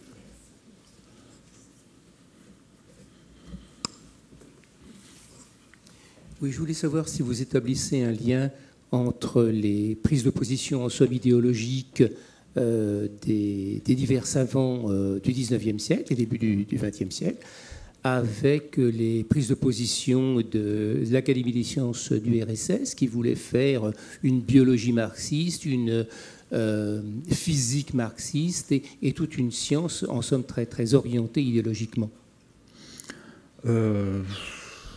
De lien, non, il ne peut pas y en avoir, puisque ce sont deux univers tout à fait différents. Si vous me permettez d'être caricatural, je dirais qu'eux aussi ont un livre saint, ou des livres saints qui sont les écrits fondateurs du marxisme-léninisme. Mais non, ce sont deux... Non, par définition, la démarche ne peut pas être la même, puisque ce n'est pas la même époque, ce n'est pas le même contexte. Donc le terme de matérialisme, ce que j'ai rapidement évoqué par rapport aux Lumières, où on dit que c'est une démarche matérialiste, c'est pas le matérialisme début 19e, c'est pas le matérialisme que pratiquent nos matérialistes scientifiques de la fin du 19e, et c'est sans doute pas le matérialisme que pratiquent à l'heure actuelle ceux qui se revendiquent du matérialisme. Le mot en fait recouvre des situations et des horizons intellectuels qui sont tout à fait différents. Alors, on peut pas. Il faut reconnaître que ça a quelques avantages, une approche marxiste-léniniste de la science pour la préhistoire, pour les fouilles. Puisqu'ils vont adopter la méthode de fouille pour la préhistoire à des horizons qui sont de reconstituer les relations sociales, ce qui va les amener à délaisser la fouille stratigraphique pour, au contraire, une fouille à plat. C'est presque à la limite de la plaisanterie ce que je vous dis, mais c'est vraiment comme ça que ça s'est passé, donc ça a quelques avantages finalement. Mais non, ce sont des univers tout à fait différents, je ne ferai pas le lien, je ne me risquerai pas à cela. Oui, j'ai été intriguée par le début de la conférence. Je ne m'étais jamais posé la question, à vrai dire, à propos des peintures qui ont été contestées quant à la solidité, les personnes qui disaient que c'était impossible, que ces peintures aient résisté tant d'années. Et en fait, effectivement, maintenant, je me pose la question, comment étaient-elles faites pour résister tant de temps ? Parce que je ne le sais pas du tout.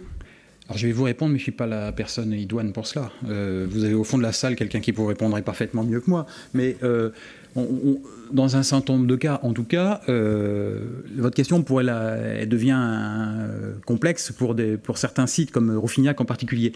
Mais il y a quand même un certain nombre de grottes ornées, un nombre considérable de grottes ornées qui sont découvertes, Lascaux par exemple, et que l'on ouvre quasiment, et qui ont été scellées, fermées pendant des milliers d'années. Donc...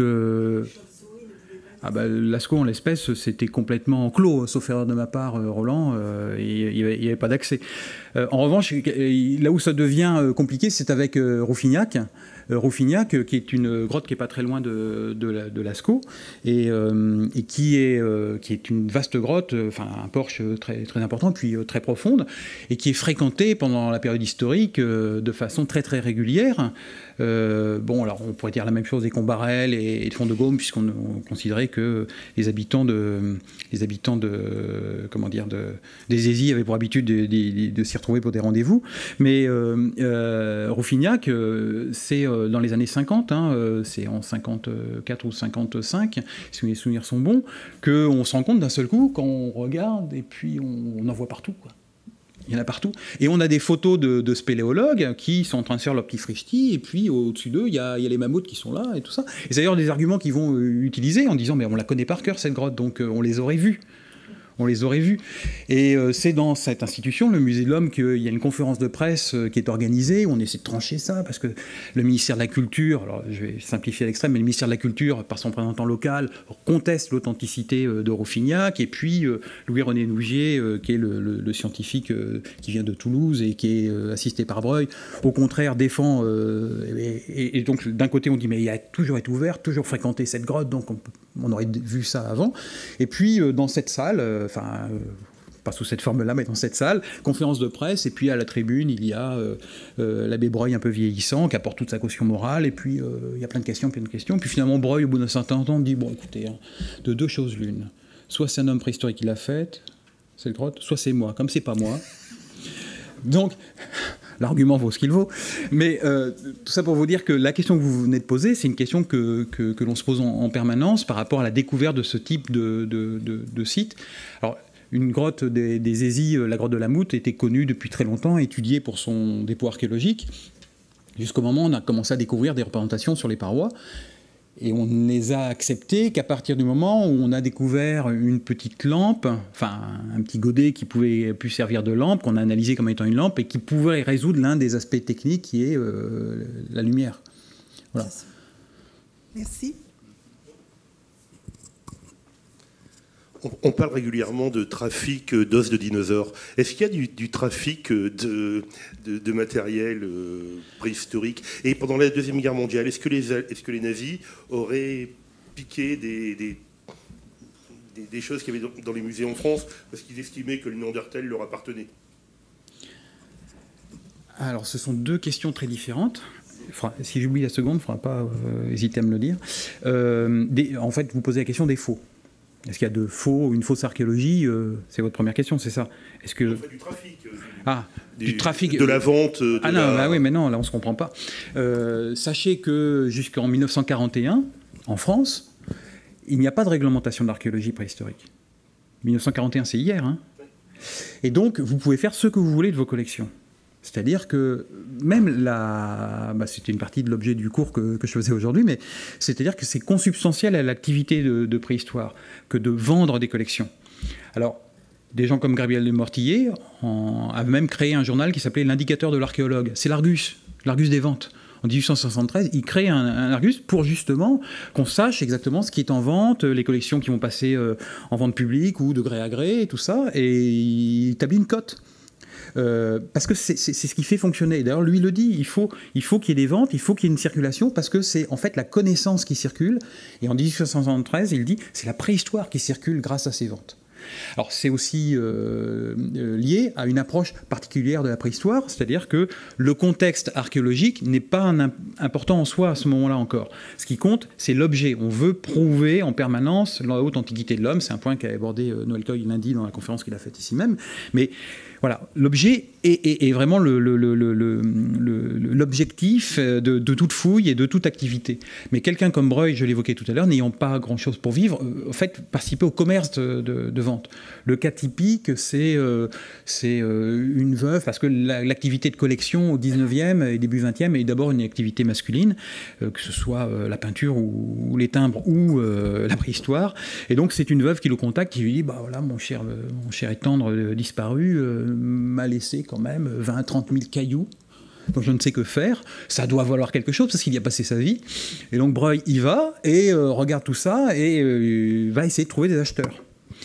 Et il va trouver des acheteurs, donc le premier acquéreur, ça va être le musée d'Antiquité nationale, mais c'est presque un pléonasme que de dire que musée des Antiquités nationales égale musée pauvre, puisque c'est toujours le cas, les pauvres. Ils n'ont pas les moyens de tout acheter, donc ils achètent des séries.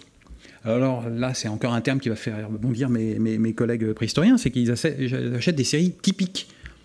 Série typique, c'est vous avez un site avec plusieurs cultures, j'allais presque dire civilisation pour pas être anachronique, et on va prendre une dizaine de pièces de chacun des niveaux. Et comme ça, on est content, on a tout le Moustier qui est représenté, par exemple, ou un autre site. Et donc Breuil a vendu une partie, et puis après, il va faire des petits lots qu'il va vendre à des collectionneurs qui vont vouloir eux aussi une pièce. Ah, le Moustier, il me manque une pièce du Moustier, j'aimerais bien en avoir une. Hop, c'est comme ça que ça se passe. Donc c'est consubstantiel à l'activité de préhistoire que C'est pas du trafic, c'est une activité normale de vente et de dispersion. Et quand vous avez beaucoup d'argent, vous pouvez acheter des collections entières. Et donc c'est quelqu'un qui a André Vaison de Pradenne va le faire. Et voilà. Donc il y a ce type d'activité. Et donc ce n'est que récemment que finalement on a réglementé tout ça. Mais c'est une vraie question. La deuxième question que vous me posiez, c'était par rapport à la Seconde Guerre mondiale. Donc, vous avez employé le terme de nazi. Normalement, on ne devrait pas l'accepter, mais dans le domaine de l'archéologie, on peut l'accepter parce que la quasi-totalité, vraiment plus de 99% des archéologues allemands étaient membres du parti nazi. Donc, on peut l'accepter, cette essentialisation des Allemands au terme de nazi. C'est effectivement, lorsqu'ils vont venir ici, les galeries du musée de l'Homme ne vont pas les choquer particulièrement, mais au-delà de ça, ils vont effectivement vouloir récupérer un certain nombre de restes. Donc il y a toute la collection de Gall, donc de la collection de phrénologie, en disant mais Gall, avant d'être français, il était d'abord allemand. Et puis, il va y avoir de manière un peu moins officielle, un certain nombre d'anthropologues allemands qui vont essayer de récupérer des restes humains fossiles. Entre autres, l'homme de la Chapelle-aux-Saints, effectivement. Et donc, ils vont demander à le récupérer. Et Henri-Victor Valois, qui est le directeur à l'époque, va répondre « Moi, je ne sais pas où il est. Tout a été mis à l'abri. C'est Paul Rivet qui sait où c'est. Et Paul Rivet, il est en Amérique du Sud. Donc, je ne peux pas vous aider. » C'est comme ça que ça va se faire. Alors, l'homme de la Chapelle-aux-Saints, il a été caché 2 fois. Il a été caché pendant la guerre de 14. Il était caché dans une pièce secrète du musée Saint-Raymond de Toulouse, dirigée par Émile Cartaillac, et qui allait le voir tous les jours pour discuter avec lui et se lamenter sur la situation. C'est ce qu'il écrit. Hein. Et la deuxième fois, il était caché aux Aisies par Denis Perroni, je vais dire des choses horribles, mais on est à Paris, donc je serai aux Aisies, je n'oserais pas, qui est quand même donc instituteur et l'un celui qui va créer le musée des Aisies, tout ça, enfin quelqu'un d'absolument incontournable, y compris pour l'art pariétal, tout ça. Enfin, bon. Et donc Denis Perroni, qui est un homme de confiance, on lui a envoyé l'homme de la Chapelle-aux-Saints. Il le reçoit en 39, là, bon, très bien. Puis dès 40, il envoie une lettre au muséum en disant... Alors, le courrier entre zones non occupées et zones occupées est parfois lu. Et il envoie une longue lettre en disant, quand même, ça devient encombrant, il est caché là, venez m'en débarrasser, tout ça. Et ça, on ne le dit pas trop. Mais le grand résistant patrimonial Denis Perroni se lassait un peu d'avoir protégé tout cela pendant la guerre. Donc, il a failli quand même partir. Je suis désolé, mais mes réponses sont plus longues que mon intervention.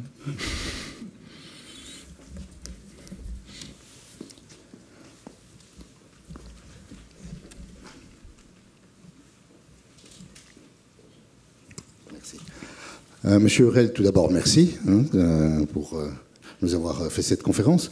Vous nous avez montré combien les idéologies dominantes ont joué un rôle entre 1850 et 1930.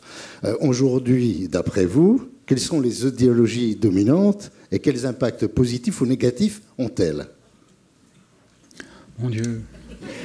Là, c'est vraiment pas sympa, hein. Vous êtes fiers de vous, là, d'avoir fait ça? Lâchement, pour devancer ce type de questions, je m'étais abrité derrière Jean Rouault, qui disait que finalement, le matérialisme qui nous entoure nous interdit toute poésie et tout imaginaire et toute approche divergente des questions scientifiques. Je serais assez d'accord avec lui de ce point de vue-là. Je ne sais pas s'il y a une idéologie, si on peut qualifier ça d'idéologie, mais... je trouve qu'on est vraiment bien dans les rails et que ce qui est un peu hors circuit, on l'écarte assez facilement avant même de l'étudier. Ça, je ne m'avancerai pas dans les autres domaines scientifiques, mais bon, alors pour ce qui est de la préhistoire, il y a quand même un problème, c'est qu'on ne travaille pas sur du matériau, c'est pas un matériau neutre, on travaille sur de l'homme. Donc, qu'on le veuille ou non, on manipule, enfin voilà, les cailloux, c'est quand même un artisan qui est derrière, il y a une proximité entre lui et nous. Travailler sur des restes humains, les avoir, travailler dans les grottes ornées, il y a une émotion qui existe, il y a quelque chose. Donc c'est très compliqué et je crois que ça peut être parfois un moyen presque d'autodéfense que de se retrancher dans « Ah, moi, je ne me pose pas trop de questions, j'étudie comme c'est et je ne vais pas au-delà ». De mon point de vue, qui aime bien jouer avec des objets et les problématiser, je trouve que parfois, on ne va pas assez loin. On s'interdit un certain nombre de questions. Je ne sais pas si je réponds bien à la vôtre. Je ne suis pas capable de vous dire s'il y a une influence matérialiste, marxiste-léniniste, ou s'il y a une main cachée qui dirige quoi que ce soit. Je n'imagine pas. Non, je pense qu'il y a peut-être parfois un manque d'originalité et aller braconner, par exemple, dans d'autres domaines scientifiques, utiliser d'autres techniques, aller voir dans d'autres disciplines comment ils font. On se l'interdit parfois, on n'ose pas. C'est dommage. C'est dommage. Ça ne se décrète pas, ça se pratique. Hein. Et c'est pas parce que l'ANR dit qu'il faut faire des projets pluridisciplinaires que pour autant on devient pluridisciplinaire ou transdisciplinaire ou interdisciplinaire. Voilà.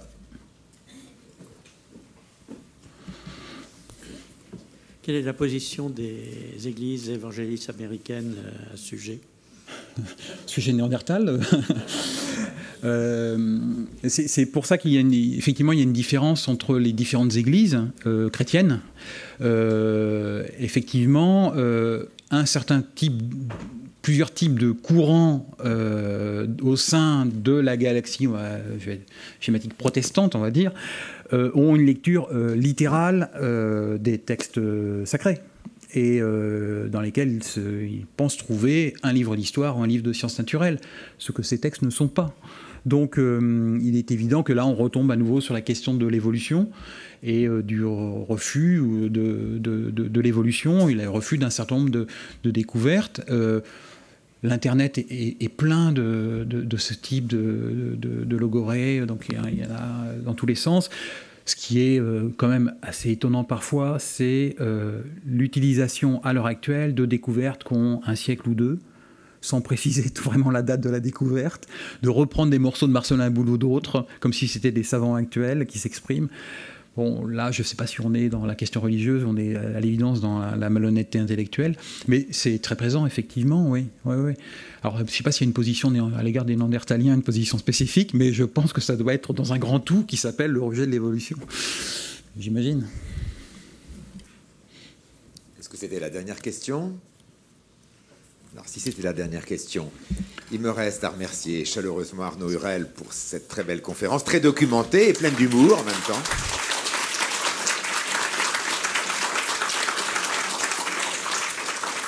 À vous dire que 3 livres d'Arnaud, dont la biographie de l'abbé Breuil, sont en vente à la sortie de cette salle, dans l'Atrium, juste à la sortie.